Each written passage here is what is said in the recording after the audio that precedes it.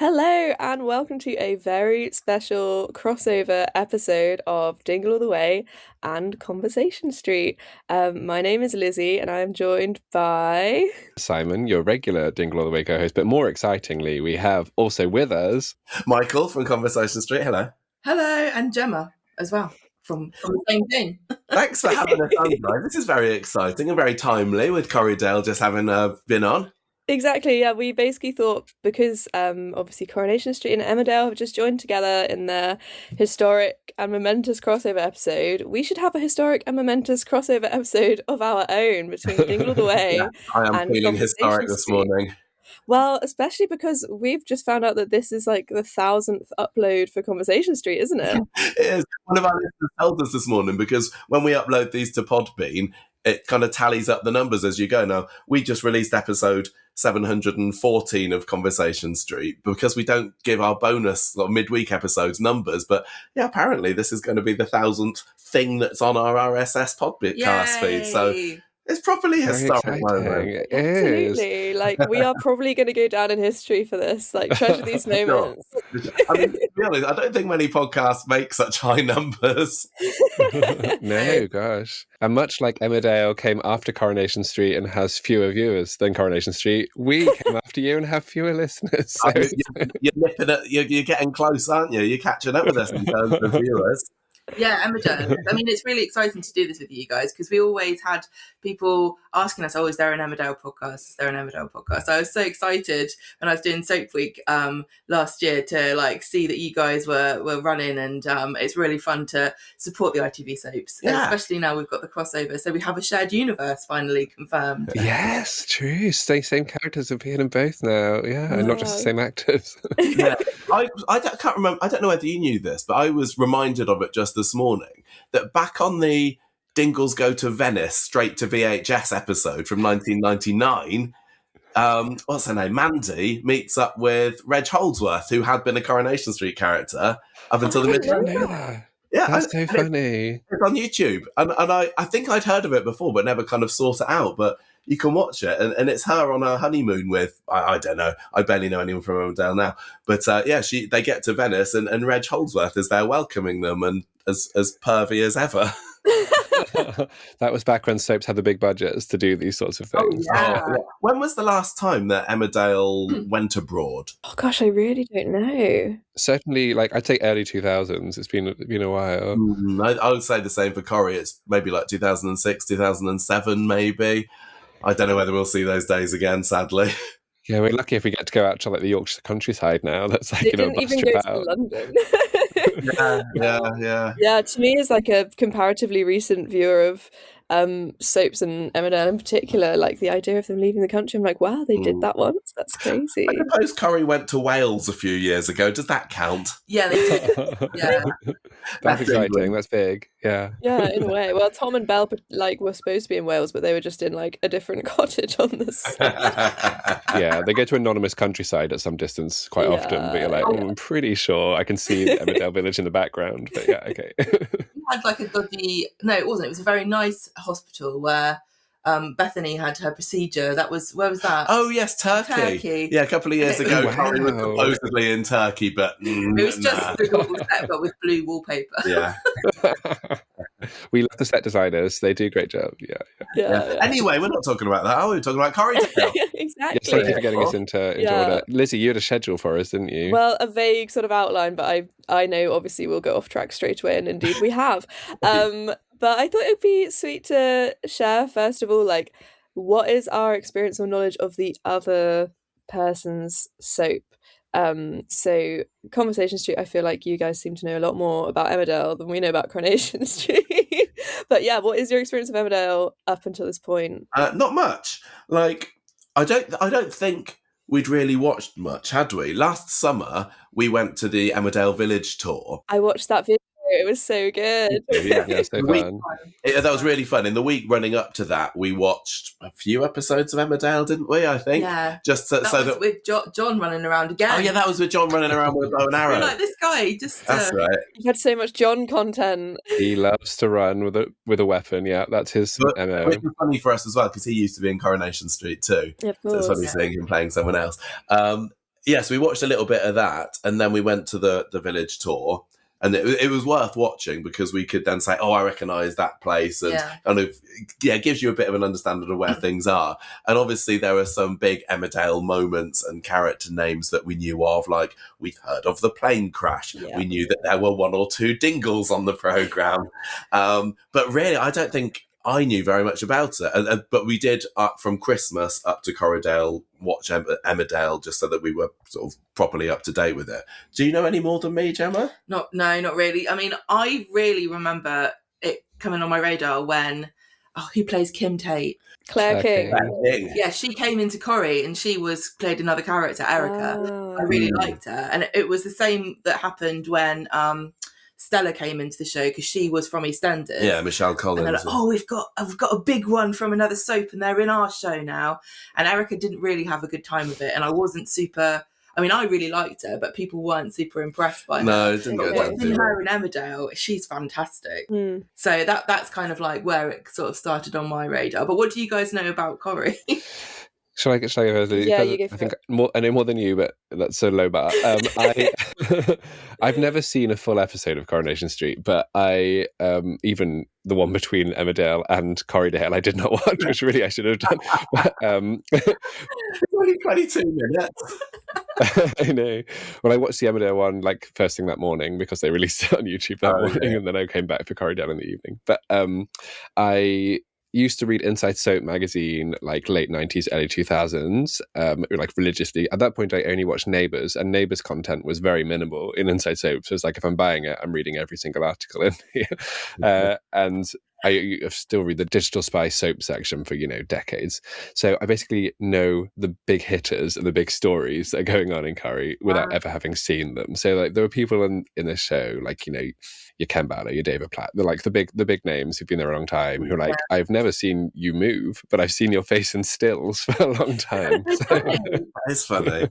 It's kind of like you're being told it by like your gran or something about yeah. You've never been to, like hearing all this gossip second hand going, interesting, what's David up to now? Exactly. It's like, oh, you're real, you're not just like a photo on a mantelpiece. Like everyone is a friend of a friend to you.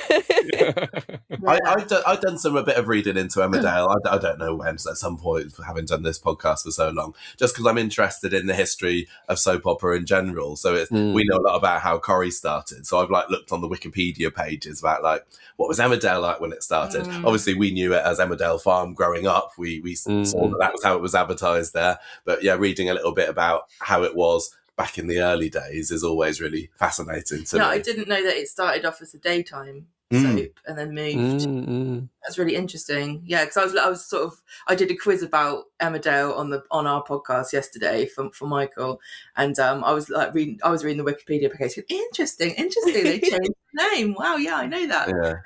Yeah. And Lizzie, how about you? Well, I feel like my knowledge of all soaps is very sparse. I didn't really get into soaps in any way until being good friends with Simon, and I always knew that Simon was a big fan of Neighbours, and then he was visiting me. I live up in Leeds, and so he said, I used to watch Emmerdale, like, do you want to go on the Emmerdale village tour? And I was a bit like, oh yeah, I guess so, like that's not something I've ever really thought about doing before. And so then I watched a few episodes of Emmerdale before we did the tour, just so I understood, like a bit like you did. And then after that, just ended up carrying on watching Emmerdale. So I think because my sort of experience of any soaps has been just quite slim over the last sort of 18 months, really, and it's been pretty Emmerdale focused, I know even less about Coronation Street. But it's been really fun to sort of pick things up along the way. I know that Chris Bisson, who plays Jay in Emmerdale, was also in Coronation Street as Vikram. So I think similar to you, and I knew that like Claire King had been in Coronation Street before as well, a few bits and bobs, but really not a lot at all. Heard of Roy's Rolls. They have a lot of crossover with the writers and directors as well. Yeah. I think, who is it that directed Corriedale? Oh gosh, can't remember what his name Duncan is. Foster. That's it, Duncan Foster. He's worked on both soaps. I don't know if the writer has as well, but there's so much crossover between the two anyway. And obviously you've got the shared executive producer Ian McLeod, who does both soaps, and I was reading about where his inspiration came from for doing Corriedale, and I think it was the commute that he did between the two sets. Oh, really? Going along the M62, which I think is the one that was closed in Corriedale. Yes. I hate this road so much. And just imagining, I guess he was just imagining crashing. Yeah, it's lucky that this diversion off the M62 was only like 10 vehicles, all of whom lived in either Coronation Street or Emmerdale. I was thinking, like, where was everybody else? We're all soap fans. We know that coincidences do happen on a regular basis. There's like a running joke in Corrie sometimes where the ring road will be closed, and that's why whenever there's some kind of disaster, it always takes the ambulance and the police a long time to get there. Because the ring road's closed. It's like, I think that's what it was during been open, wasn't it? The ring road or something was closed, which is why it took days for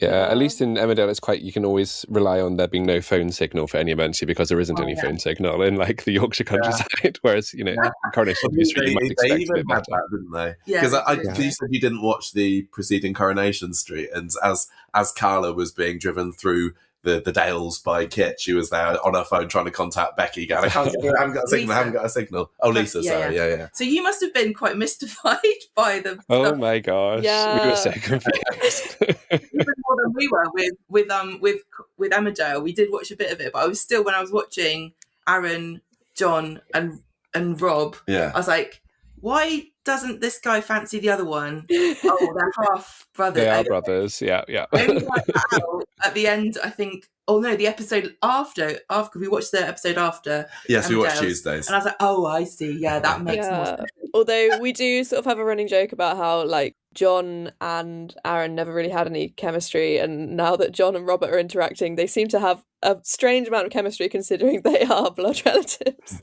Yeah, we had a theory that it turns out they weren't brothers and then they would get together just because they had so much more chemistry than the man that John was supposedly in love with. But it did not happen. No. I feel because I was like, yeah, it seems like these two would be better.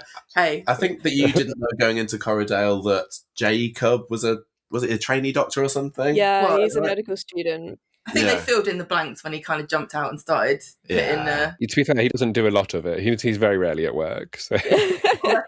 With we've got people like, we have a character called Daniel who is a teacher, and he is always just marking in the cafe. Yeah, and as a teacher myself, I can tell you that that's not exactly how it works. There's a lot of marking, I guess, but other things are involved, it would seem. Yeah, and I don't do it in the cafe or the pub, I'll tell you that. During work. Yeah, I think I was able to keep up pretty well with what was going on. I think, who was it? Liam, the other character that turned up in Corriedale? Yeah. And also Chad, a doctor, yeah. And I don't think they'd been in the preceding week's Emmerdale too much, so I wasn't really sure about what was going on with them. But the main story beats, apart from when the big reveal with Graham came, we were like, who's that then? Well, so was I. Lizzie's in the same boat, yeah.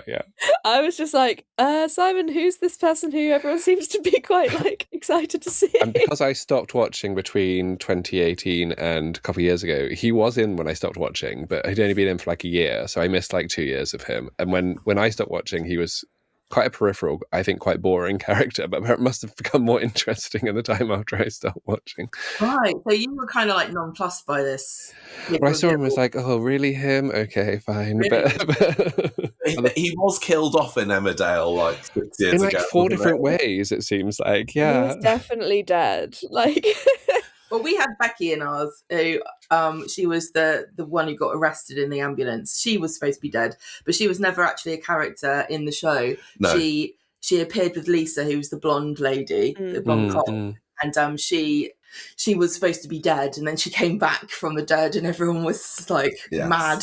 I do sometimes think this when I'm watching any set, or particularly Neighbours did this a lot. I'd look at a scene and just think, how many of these characters were dead at one point? And you're all just like chatting. Like if one of my friends came back from the dead, that's all I would talk about for maybe the rest of my life. Yeah, it's a little bit Dallas, isn't it? Luckily, the people don't do it too much. I remember talking to one of the storyliners about like how, why don't people react?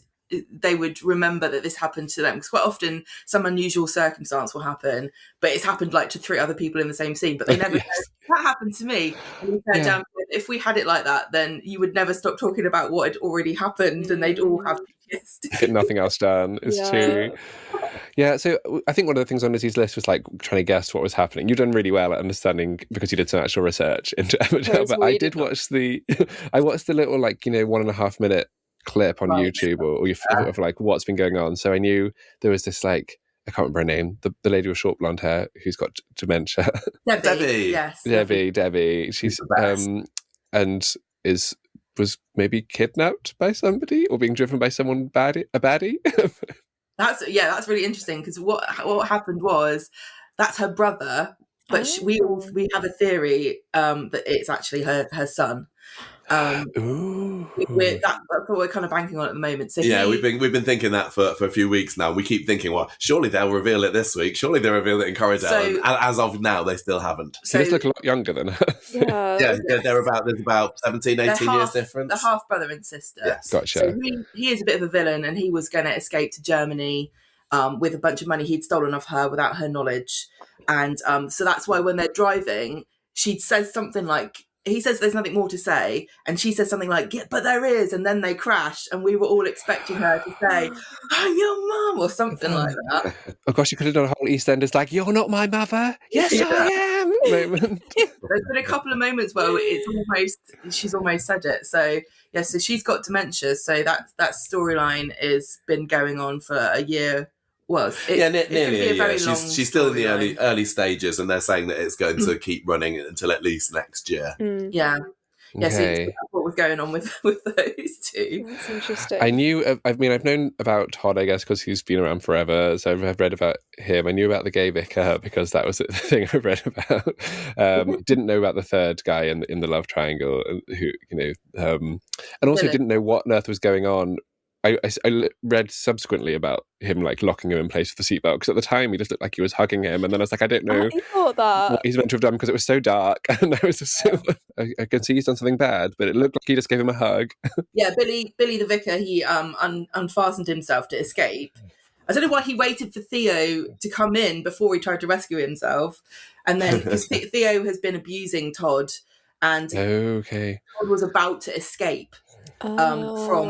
From that situation. Billy was literally driving him to safety. Theo rocked up right as they were about to leave, invited himself back with them, and so that's why Theo basically fastened his seatbelt back in and left it there to die, because Billy has kind of been a thorn in his side for preventing him from really having a proper influence over Todd. Yeah, because Todd and Billy used to be an item, and Theo is madly jealous of Billy. Yeah.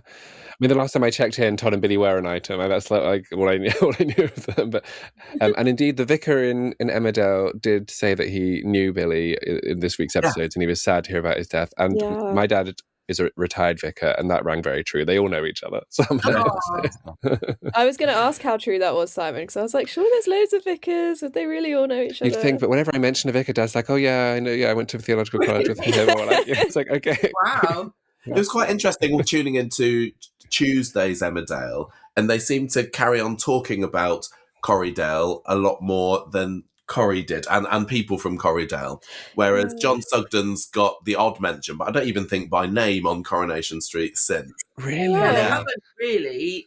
No, and obviously Tuesday's Emmerdale, there was a lot of flashbacks to the night before with what was happening with John as well. But yeah, Corrie, they've mentioned, Billy's dead, and so they're going to mention it. But it felt like the momentum was there more for Emmerdale, sorry, would you say? And Emmerdale, we noticed that you guys, in the episode before Corriedale, there was that Yorkshire versus... the Yorkshire versus Lancashire newspaper headline. And then Kim on the cobbles. Damn cobbles, but Corrie didn't really Corrie was like, we're not going to... we don't care about that. It's one of those dates where one of them's much more invested than the other one. Emmerdale's so exciting, Corriedale's like, okay, I guess we can meet up. But I've got to go. I've got to go.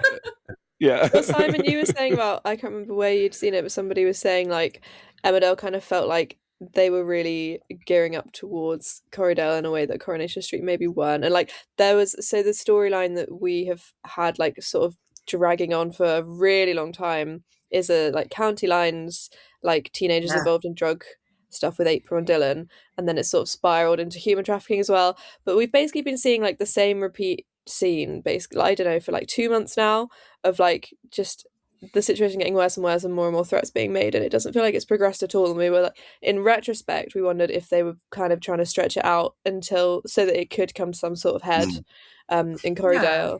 But like, I feel like that story came into it because a lot of people on our Facebook group who watch Emmerdale were trying to help us, and they were all saying this April storyline is going to be probably what brings them together, because Becky, who was the cop who got arrested, the lady with short hair who got arrested in the ambulance, she was an undercover police officer that was corrupt, who was working with a gang.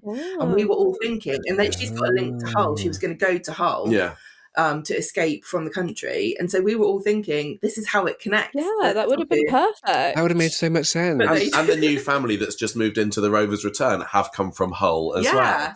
And they didn't even get a look in. They've not even been in all I this think it was sponsored by Hull. I think Hull was like chorus board. That's so unusual. Well, the one moment it did have, which I think was a real blink and miss it, is that when Jay was in the van, he moved something and you saw dead Ray's face on the ground of the van. But like, obviously, if you don't know who Ray is, that wouldn't have made any sense to anyone. No. But you mentioned on your a recent episode of Coronation Street that you're like, gosh, Emmerdale's had like 3 deaths in the last week. That's so dramatic. And it's felt very abrupt for us because, as Lizzie said, that storyline has really outstayed its welcome. It's just dragged on for so long. I think everyone's really bored with it. And then suddenly, very abruptly, like all the main players in it are dead, or like everything's finished. A lot of the key scenes happened off screen. Yeah, like you just find out they were dead, and you're like, oh, we've sort of been waiting for that for, I don't know, 4 or 5 months, and now we didn't even get to see it. Is Bear dead? We think so. Well, we're led to believe he is, yeah. I didn't think he would be. We haven't seen a body, so as we know in soaps, that means he may well not be dead, but they are making it seem like he is. So what did you guys think about the fact that you had John died in Corriedale, but you had 3 deaths coming up to you? You had Celia, Ray and Bear. Do you feel like a bit shortchanged? Do you think that they should have died in the episode, or what do you think about that?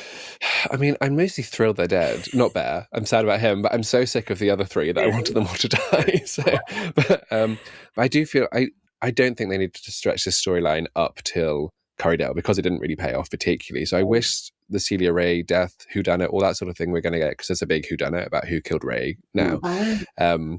And I wish that had been maybe 2 months ago, and I think that would have worked. And then the John death could have been this one in a different storyline. Whereas we've just got it's not a whodunit for John, because we know it's Victoria. She's already dead. Although I still think maybe John might be alive, because John, I don't know if you caught this, but John's big thing when he was still in the village was that he is an old military medic, and he used to inject people with sedatives so that he could be seen as a hero when he brought them back round. And then sometimes it went wrong and people died. So what he had in that what's it called, syringe, was a sedative that he was going to use on Vic, but then Vic used it on him. Right. And I don't know if it was a lethal dose, or maybe he wasn't just hoping to sedate her, but he does love her. Like, she is his sister. And so I wonder whether he's actually alive. Oh my goodness me. But wait, didn't they say they found a body? Maybe that does mean he's dead. But we haven't seen the body. I thought the police said they'd found the body, but we haven't seen the body. So I think it's all up in the air. Yeah, exactly. Anything. It's all on the table. Yeah, Graham's dead and cremated, yet he's still... Yeah. And can you tell us more about this police officer that John whacked over the head? Who's he? Oh, that's Kit. See, he's a very controversial figure in Coronation. I don't like I love him. He's great. He is out for himself. He's more of an antagonist. He's like, he works with Lisa, who's the blonde lady. She's like one of the, she's the fandom's biggest character. Yeah, you can't be online without hearing about Swala. Yeah. So he's kind of like her co-worker / rival. Yeah. And sometimes he will help her out, and sometimes he will compete with her because he wants, he's very ambitious. Well, yeah, he's also a bit of a bent copper as well, isn't he? He's bent for justice. Yes. He will bend so that he gets his man. Okay. He doesn't care about, I like that. Stuff, he might do a bit of evidence planting if it's for the greater good. And that sounds like if Kane Dingle was a police officer. Yeah. I think it's great. Very chaotic. But at the moment he's being a good guy, isn't he? He's kind of trying to help Lisa out a bit, and solving the crimes. Yeah. And, so he's been in the show for, what, 2 years now, I think, is he? He's relatively new. He came in about the same time as Lisa became a main character, I think. Yeah. And I assume he's recovered from his bash on the head now. He's fine. He's fine. Yeah, we had a couple of episodes without him, didn't we? But he came into the Rovers he's up and about during now. last week, and everyone was saying to him, "What's going on? Who's this? Who's that? What happened?" And he's like, "The investigations are ongoing, and I cannot reveal any more information." So I think they're doing stuff that they don't know. Yeah, he's the one who rescued Carla from the shipping container. She's the one who ran in front of Billy's minibus to stop them from crashing into. Yes, we were saying on our episode a while ago, we knew we had this vote for which pairing of Emmerdale and Coronation Street would get their scene, and there was never any doubt that it was going to be Charity and Carla. Like 70%, didn't it? And it was a fun scene. I enjoyed it. It was a fun scene, but it did seem a bit shoehorned. Like, it's not very in character for Charity. I don't know if it is for Carla, but it seemed a little bit like there was sort of, we should put this in. Carla was being very subdued, actually. I thought Charity was coming on to her, but Michael didn't get. Oh no, I think she was a bit. Yeah. I didn't pick up on it. I really enjoyed the scene. I thought it was a great scene, and from what little I knew of Charity from 2 weeks watching, it felt pretty in character for both of them. And you probably didn't get. There was a line about. The coat, yeah. and that's been quite a thing that people have been very disparaging of Becky's coat in the last terrible fashion. Yeah, I enjoyed you unpacking that on your episode. I was like, that's a nice nod. Yeah. Well, when Charity said not this time, that's because the Swallow fans are rivaled only by the Vanity fans, who are Vanessa and Charity. Awards, where they were up for an award, and it seemed like everyone else was there for Emmerdale, and they were all shrieking, weren't they, about Vanity, and we were like, oh my god. Yeah.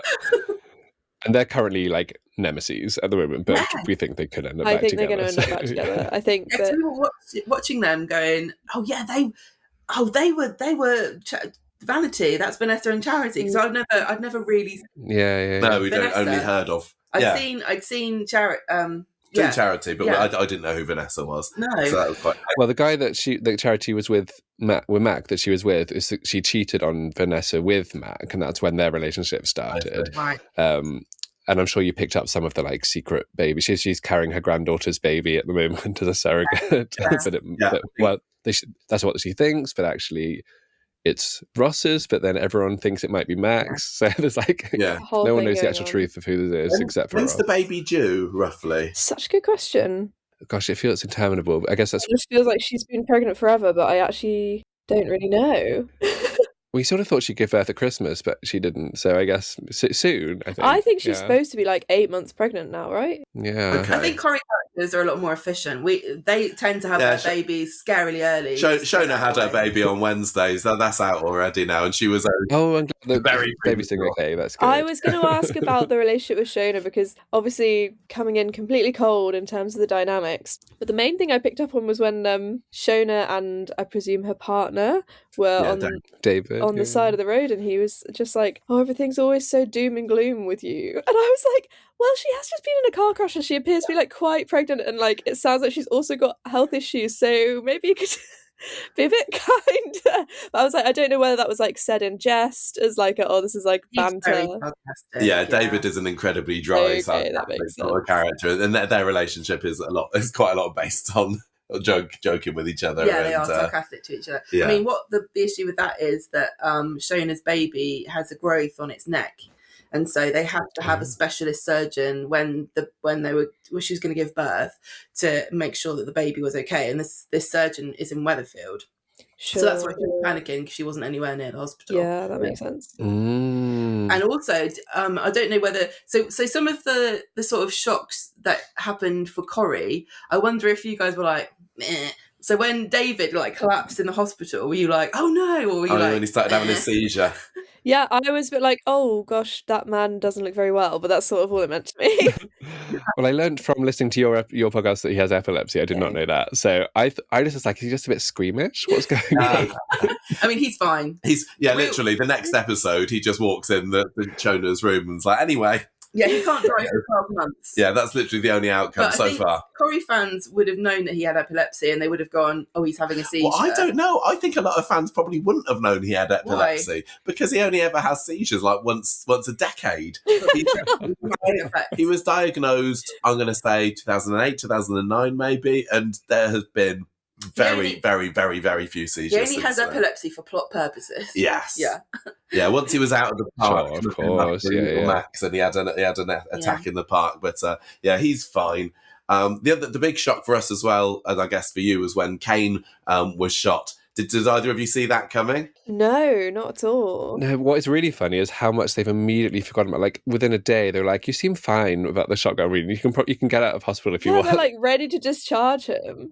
They literally just like David. And then they found out this cancer, which, I mean, that's a storyline which I'm sure they'll do well. But Moira, his wife, has just finished her cancer storyline. Oh, no. Kane had like sort of, it wasn't a cancer storyline, but like maybe a few years ago, he had some sort of brain, or maybe it's like a benign tumor or something, like some sort of thing going on there. So, and there was it wasn't a big storyline, a small storyline about prostate cancer last year about there's a character who thought he might have prostate cancer and turned out not to, and that was, I think, in connection with like Prostate Cancer Awareness Week or something. So it's now come out that Liam, the doctor, who is Kane's unlikely best friend, thought that Kane had been tested for it. So he's like, well, don't worry, you won't have it because you were tested, but it turns out he wasn't tested. And so it's all like, it's a bit of awareness raising about, if you think you've been tested for some cancers, you might still have this cancer. So it felt a bit informational. It was quite informational. When Kane just used like a medical acronym that Kane Dingle would definitely not know. It's like, oh no, I only had the BRCAP2 jab, so... What did you think about how they revealed Kane's diagnosis or the discovery with like... Oh, I love that, because you just don't know who Soper is. Even when he said Mr. Dingle, I didn't know who it was, because it could have been Aaron. So it's like, I don't know. I really enjoyed that. I was just watching it thinking, I hope it's not Corrie. I can't deal with another cancer storyline. Emmerdale can take this one. Maybe the hooded figure will be ours. And it's like, no, it wasn't. That was Emmerdale as well. Yeah, I mean, I'm glad we got the hooded figure, but I'd have swapped the cancer one as well. We don't need another cancer story. I don't. We just had one with Kevin, who was not really prominent in Corriedale, but he's the brother of Carl and Debbie, who were in the car, the blonde bloke. Yeah, so he had testicular cancer earlier last year. He's been around forever, hasn't he, Kevin? Yeah. He's been in it 40 years or so. Yeah. I don't know whether you guys agreed with this or not, but Simon and I think both felt that the first half of the Corriedale episode was quite Coronation Street focused, and then the second half it was Emmerdale. So in the first one I was like, wow, I'm quite confused, and also it was very dark, so I couldn't really see what was going on. And then in the second half I was like, oh, anybody who only watches Coronation Street is going to be so bored right now, because I feel like it's only our storylines that are happening. Actually, I do have a bone to pick with you, Gemma, about that, if I can, when you were like, I didn't care for the Rob Ron engagement scene. It's like, Gemma, you're going to get some enemies if you talk about like... I don't think either of us really cared about that, did we? Yeah, sorry everybody. I think it's because that was kind of in the middle of the episode, wasn't it? And up until that point, we'd been quite enjoying the fact that it was very Corrie heavy. Sure. And then we go into this long Emmerdale scene. But to be honest, I really enjoyed all the stuff with John, even though I didn't know much of the background of it, because we really love kind of dark, villainous, murdery, serial killery types of stories. So we were properly hooked on that. Yeah, but I mean, the Rob Ron engagement scene was enhanced by the shotgun. Oh yeah, that's right. Yeah, when hovering in the background, as all engagement scenes would be. And it is their third or fourth engagement scene, so they get engaged a lot. I heard of a shotgun wedding, but not a shotgun engagement. Very good. Yeah, well, I guess the biggest thing because we should cover like how these stories are developed. Like the one that's really spiraled in Emmerdale is we saw Victoria looming over John's body and later learned that she killed him. That was all filmed by Joe, who was the guy who gave Robert a lift to get to the crash, and he's now blackmailing the Sugdens. He's blackmailed them into putting incriminating evidence onto Moira's farm, and she's now going to be framed for human trafficking. Which is not what she needs after the year that she's had. It's not what she needs. She's been through a lot, bless her. So the storylines have come together in that way, in the least good way. Like Joe is quite an evil character who recently been mellowing and becoming a bit nicer. He like he stole a kidney a while ago, etc. But he's obviously taken like a handbrake turn back into evil but now. also Graham, who's back from the dead, was sort of a father figure to Joe, I think, at one point, and like was the love of Kim Tate's life, apparently, who is Joe's aunt. So it's like I think he's going to have quite a lot of storylines coming together in the next little while. Yeah. How much has Graham been in the show since Monday? Not at all. Not Is he at still all. lurking? Oh, okay. No, we haven't seen anything of him. We've seen Rona on the phone to someone we think probably is Graham. So Rona is the stepmom, I guess, but effectively mum of the girl who's been involved in all the county line stuff. Yeah. And she was going to run away with Graham when he was murdered. So they were in love and they were going to leave together. So she's got that connection. But Rona's now with Marlon, isn't she? And I don't know whether this is going to be a horrible affair. We hate affair storylines. I don't know how you feel about them. They make me feel really sad. So I hope it's not going to be that. The relationship they're splitting up, I suppose. Yeah. Well, Rona, it also described, because I mean, most of the rest of the week has just been Rona and Marlon telling everyone about the drug cartel thing over and over again. And she described it as the worst few weeks of our life. And it's like, weeks? It's been like 9 months. It's felt like years. And then my favourite moment, Celia, who was like the linchpin, the one who was murdered, Bob, who's been there forever, was dating her. And my favourite moment of the week was when he found out, and he said, like, I'm really sad that, she was doing all this. If I'd known, I wouldn't have bothered dating her. It was like, I wouldn't have bothered dating her. Seems quite a low, like, surely you'd phone the police or something, right? Like, oh, I wish I hadn't bothered. Bob is so funny. I think the scenes of where we got to see the slaves on the farm, and the main difference seems to be between a normal farm worker and a slave is that they just look really sad and they walk. Yeah. It's still their only job is moving things from one place to slightly further away. That's and they were like, this pile, that pile. We're on it. That's all they ever do on the farm. We have a recurring segment on Dingle All The Way of like, have you actually seen any farming content? And if we have seen farming content, it is purely people moving sacks from one barn to another barn, or even just across the barn sometimes. So that's fun. Oh, great. Yeah, I mean, most industry on Coronation Street is buttering rolls and pints. I love that.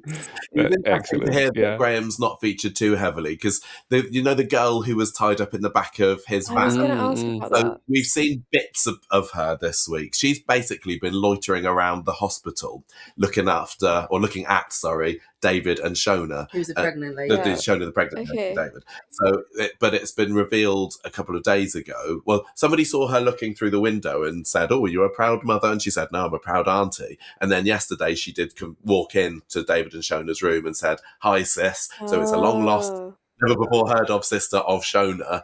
But Shona has basically said, I can't deal with this right now. Let us recover from this, and then leave us your number, and then we'll get in touch with you. So there's clearly postponing that storyline till February, please. There's some kind of history between these two. But we don't know what yet. Shona's got and the matching tattoos, didn't they? Yes. Shona's background is she's a bit of a tea leaf. She came in the show. She was like in a gang, and she's on the wrong side of the tracks. Because it was a grooming gang story that she was involved in, but I struggle to remember what she had to do with it. I think she was kind of a victim that was also semi-helping out. I don't remember, but she's been very, very good, as in morally good, in most of the time she's been in the show. So she's not a wrong one in any way now. Maybe Jodie has still got dodgy side to her, but then she was tied up as well. So is she? There's something going on there if you're tied up in the back of someone's van. Was she just being transported to go and carry some sacks around the farm? I mean, she looks like she could look really sad doing it. Yeah, she does. That is the main thing. It's true. She's got the chops. Yeah. Watch the face on that one, I think. Yeah. So how have any of the other like big moments or storylines in the Corriedale developed in the past week? Well, we've got Lisa and Carla and Becky. So Becky was arrested. She's now in prison, and she's blackmailing Lisa. Because she still loves her. About what? Because she's saying, because they were married when Becky was corrupt, and then she faked her death and went to Spain. As you do. Classic. Didn't know about this, but Becky is kind of saying to her, like, where did you think all the money came from? You're implicated unless you kind of... I don't know what she wants at the moment. No. But Carla is still mad at Lisa because she was locked in a shipping container while Lisa was kind of shacked up with Becky, and then they were both going to run off to Spain again because, you know, where else is there? You have to go to Spain. Yeah. So Carla's not reconciled yet, but we are kind of waiting for that. I think Yes, it's an inevitability. Yeah. We've also had the other big development this week, apart from the Shona having a baby, which was the whole of Wednesday's episode. That was a great episode. But Thursday, quite a lot of it was focused on the Debbie and Carl story. So Carl is now... Could you remember he moved Debbie into the driver's seat before... to like incriminate her. Yeah. So Debbie is backing up his story that she was driving all along. And again, we're thinking it's because she's got a bit of a maternal kind of feeling over this supposed brother of hers. And so she's totally taken the rap for it, saying, yeah, he was driving at first, but then I took over because Kevin saw him driving off originally. But she's like, no, I did most of the driving. It was me who crashed. It's totally my fault. She's been charged with death by dangerous driving. Yes. Oh, wow. The crash was started by John Sugden, I'm going to say. It was not I was her going to fault. say, yeah, she was not the problem. Like, I wasn't sure how advanced her dementia was because I didn't know if she would think she was driving just because she couldn't remember, or if she's not that far advanced. They made sure to show us, like, she looked in the mirror and she saw the bruising from the seatbelt, so she knows what seat she was sitting in. Yeah, she's got passenger side bruises, hasn't she? But she hasn't shown anyone this. But Kevin, her brother, is absolutely adamant that Carl was driving. He was the one that crashed. Yeah, and because she's saying, no, it wasn't. At Debbie's wedding, Carl was going to be exposed by Kevin with this video that they had of him driving the car that hit Tyrone, which is their friend, and so he's already in trouble, wasn't he, before he got to this stage? And that's why Kevin's got it out for him. Also, Carl was having an affair with his wife, with Kevin's wife. So he's just like a no good guy, really. We were wondering, like, going into the episode, whether any of our villains were going to be killed off, because I had the feeling that John wasn't going to make it to the end, and that proved right. But we were wondering whether either Becky or Theo or Carl would meet their maker by the end of Corriedale. And no, they're still going strong. Yeah, we just killed off all of our villains instead. So. Yeah, but all basically off screen other than John. Yeah, we thought Mac was going to die because there's been rumours that he's left, but and we thought he was going to die in the bunker, so he was held captive in a bunker, ironically by John, who, you know, after having been held captive in effectively a bunker in Coronation Street himself years ago, he learned a trick or two from that. But no, Max, he seems to be. He's all he thinks about currently is that he thinks that maybe his wife is pregnant with his baby. So he's moved on from the actual injuries now. When he was in the car, I thought they were going to do like a Signs with him, you know, like that the movie where his wife is trapped but with a tree, and if they move the car, then she'll die. Oh no, Max. Yeah. So, but he's all right. But no, so Moira, who's about to be framed for human trafficking, is his sister. So he's going to be more like preoccupied with that now. Yeah, true. Moira and Kane are together. Yes, that's right.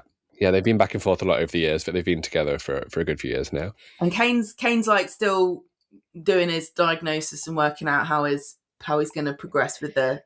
Yeah, well, he keeps trying to leave hospital, and then they're like, but we are still running tests, and he's like, okay, I need to get out. I think he really wants to, like, avenge John's death. Not avenge John's death, like, get to the bottom of the stuff with John. John killed Kane's son. So that was his first murder. Well, it was manslaughter, but that's the first death he got. Definitely died, so...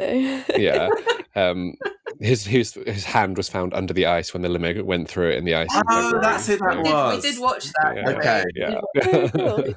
It all comes full circle. We did. No, I don't think we watched that episode. I think we did. We've seen it. I think you did. You mentioned it in the Emmerdale Tour podcast. I think you did watch it.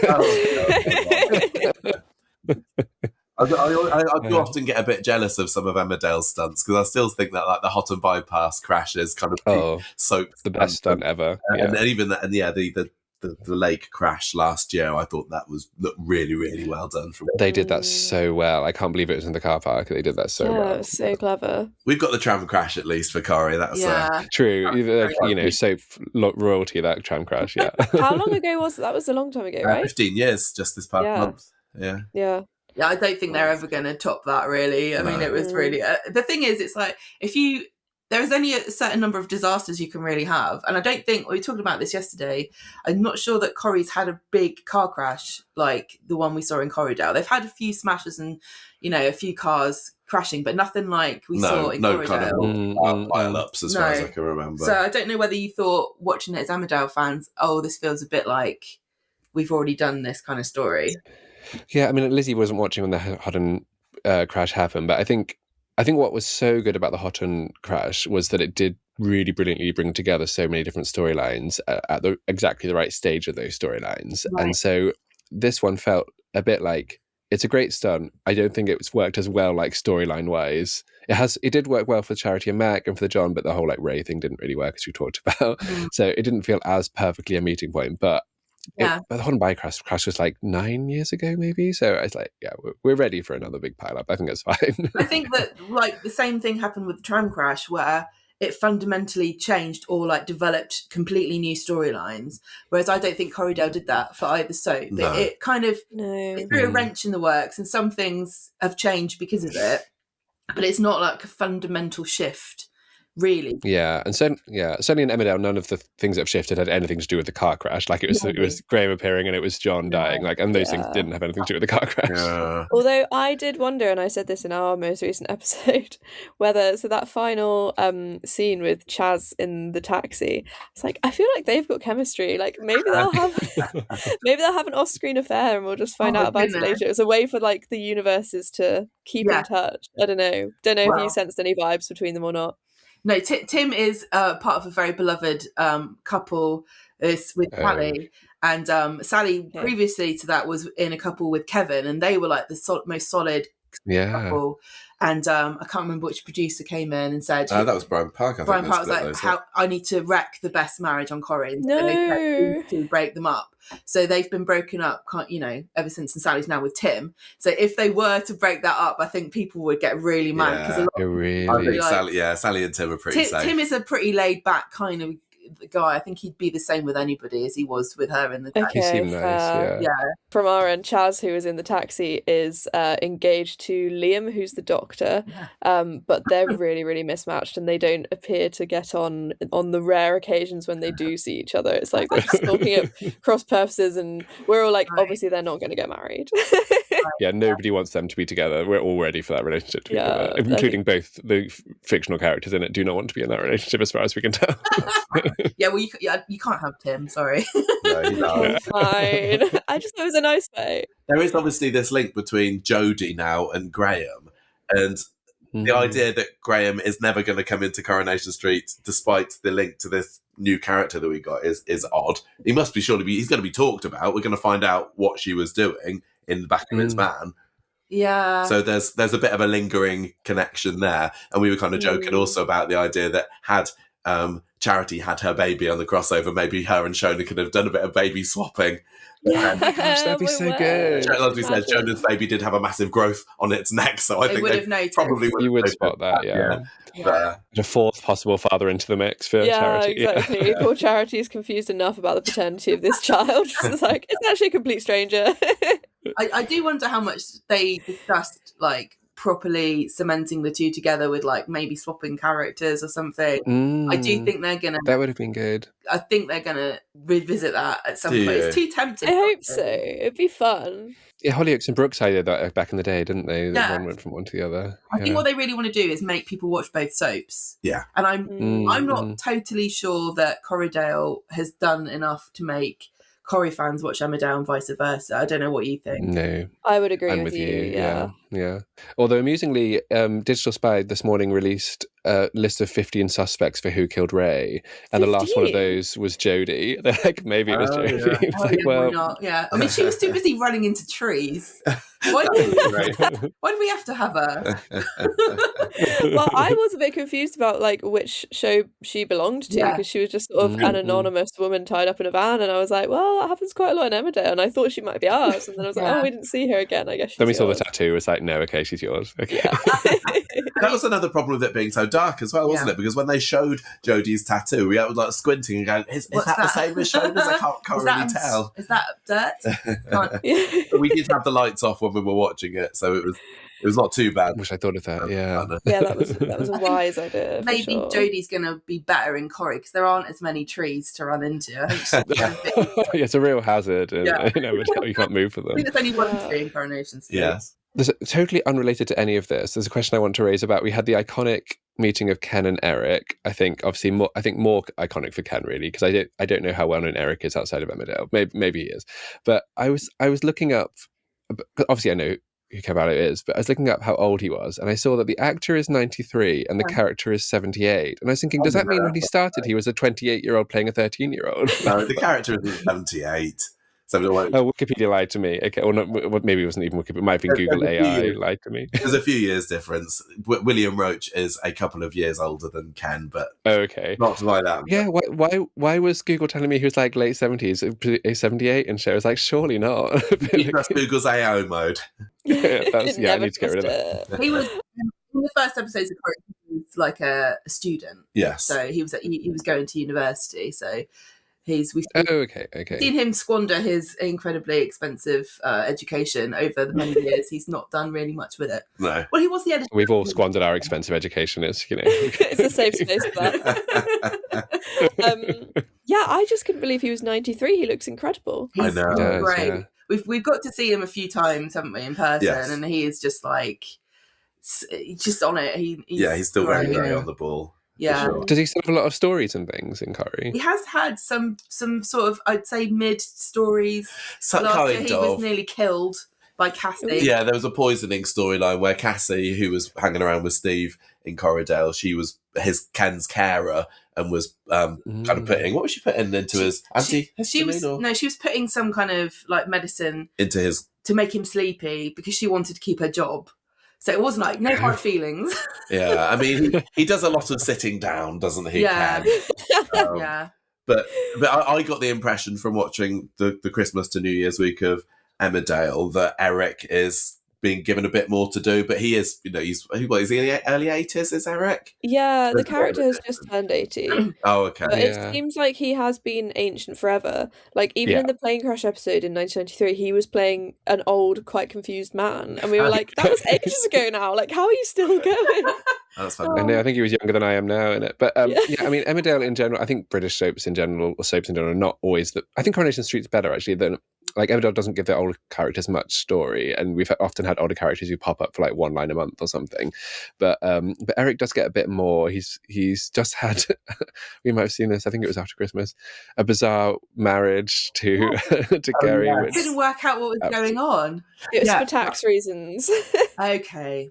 I mean, I was surprised by the number of Christmas puddings I had left over. I'd really like to get my hands on one of those. But and we have the history of the marriage. So he is trying to like safeguard some money for his. They call him his grandson. He's actually not his grandson, but effectively is. And he thought the best way to do this for some reason would be to have a shotgun fake marriage with someone. But as people pointed out, he recently lost all his money through a Bitcoin scam. So I don't know what money he's even trying to save. Okay. So who's it? She's married to? What's her name? Kerry. So her daughter, who died in the limousine through the ice, was Eric's foster daughter for a few years when she first came into the show. So that's sort of why they're a family unit of sorts. Yeah. And Kerry sort of was his cleaner and then ended up moving in because he's got Parkinson's, so she was like trying to support him as well. But again, his Parkinson's is very storyline appropriate, pops up. It's intermittent Parkinson's, I guess. Right.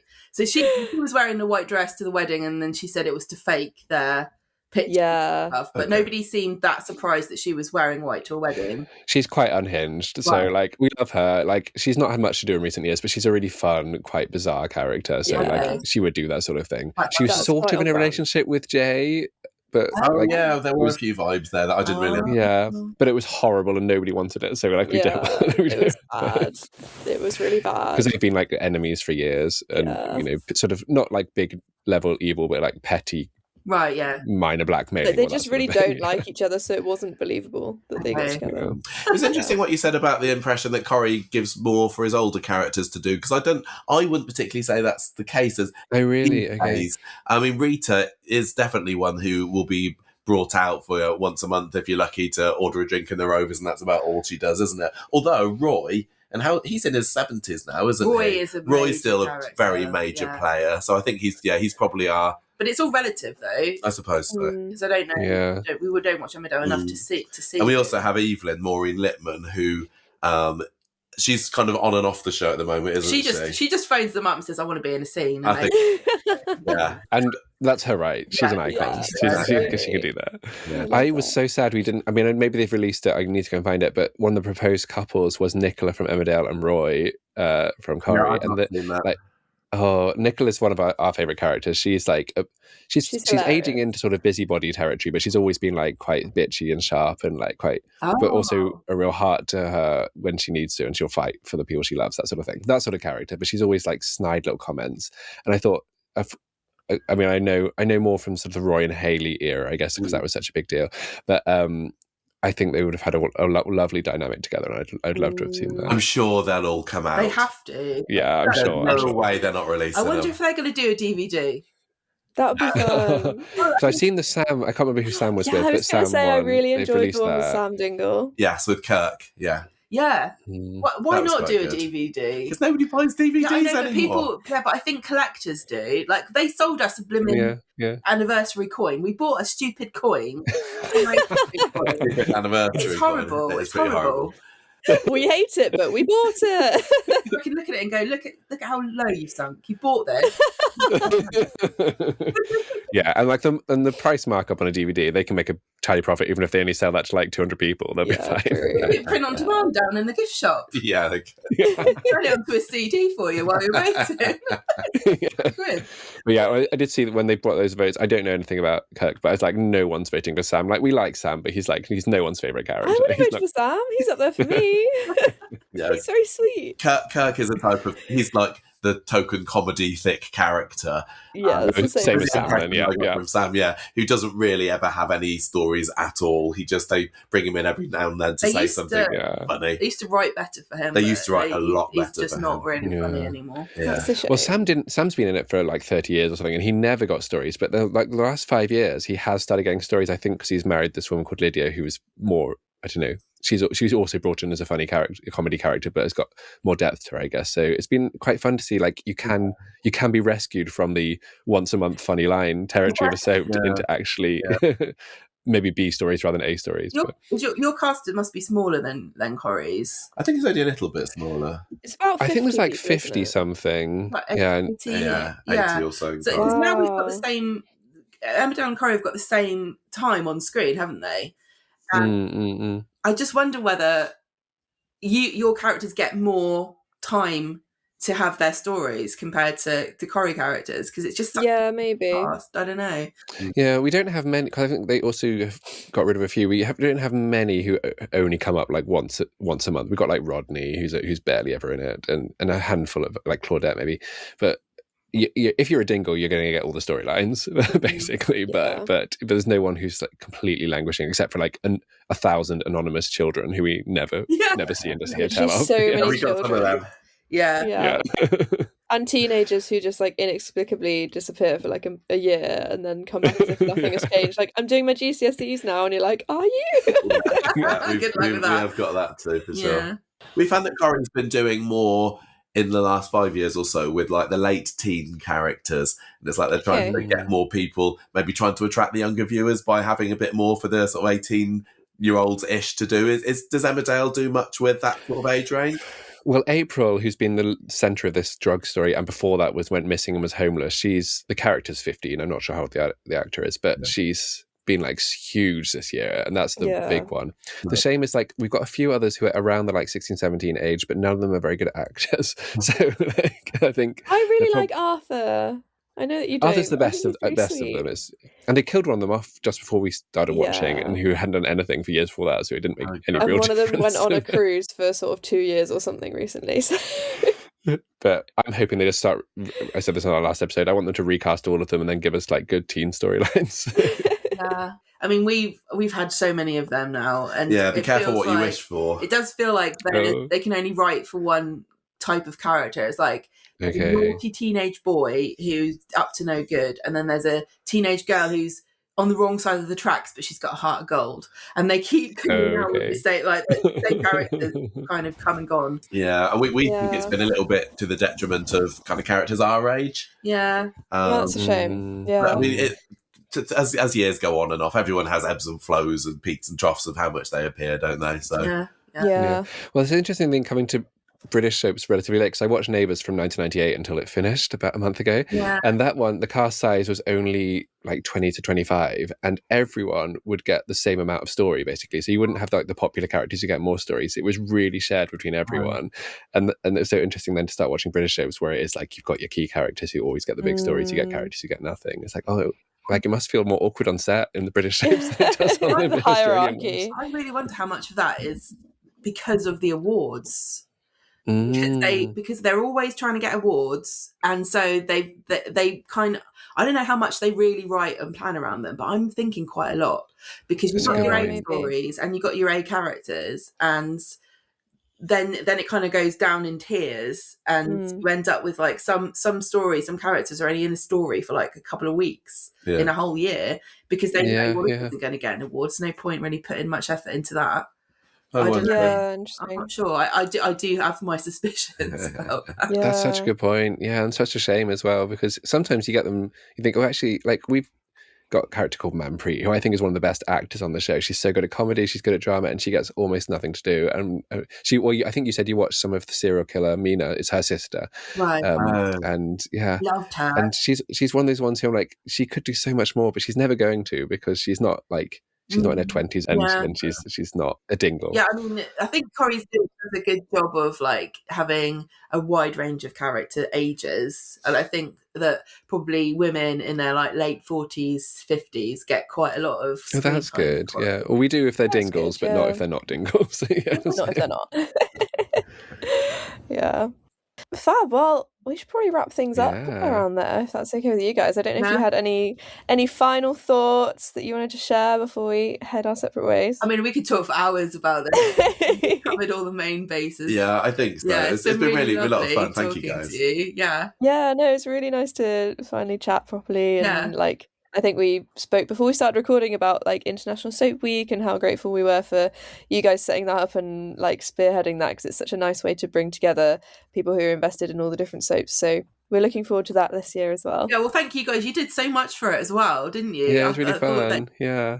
So, if you have got any ideas for how to improve on this year's, let me know, because I'd love to hear some suggestions. Yeah, that's fun. That's really cool. Yeah, and if anyone's got any Corriedale thoughts they'd like to share with us, you can get in touch at dinglealltheway.pod@gmail.com. How do people get in touch with you guys? conversationstreet@gmail.com. Is that right, isn't it? Yeah, that's right. You look like I was saying the wrong thing. No, gmail.com is our address. Or you can find us online. We're on Twitter and we're on Instagram, we're on YouTube. We're not the Top Gear one, we're the other one. Yes. Yeah, Top Gear had that segment called Conversation Street. We don't Oh, really? Yeah. They totally nicked it off us. Wow. Totally nicked it. That's so rude. But we've had that. Yeah, we have, yeah. I did find there was some sort of like Christmas countdown based in Dingle in Ireland that was doing lots of Dingle All The Way stuff, but to be fair, they were before us and we inadvertently stole from them. So. I doubt they'll ever find us. It'll be fine. Amazing. Well, thanks so much for your time, and hopefully we'll cross over again in the future. Yeah, thank you for having us. Thanks. Bye. Bye. See ya.